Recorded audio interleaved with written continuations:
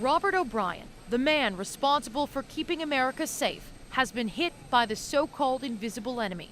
The National Security Advisor is the highest-ranking member of the president's inner circle to test positive for COVID. I wish him well. I hope he's okay. Apparently, it's a light case. O'Brien's diagnosis comes after Donald Trump's personal valet tested positive this spring, as did the vice president's press secretary. Donald Trump Jr.'s girlfriend also got COVID. The president today did not appear worried about the new exposure.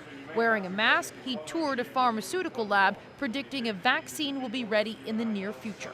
By the end of the year, we think we're in very good shape to be doing that. By the end of this year, we're going to be, in terms of the vaccine, I think in terms of therapeutics, even sooner than that. There's been no cases in our restaurant. Any word of a scientific breakthrough is exactly what Steve Forbes wants to hear. He's laid off 60 workers at his restaurant, and sales are at about 8% of what they normally would be. We don't have a viable business until there's a vaccine. I think that America has done this 1 foot in, 1 foot out on this quarantine. It was a failed quarantine. Forbes is bracing for things to get worse, in part because of new quarantine rules Washington is now imposing.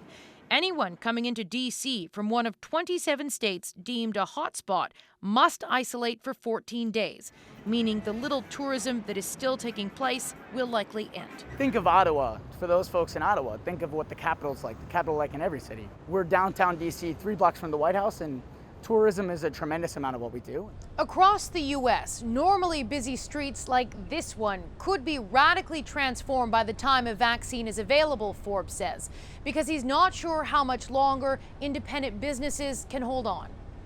Katie Simpson, CBC News, Washington.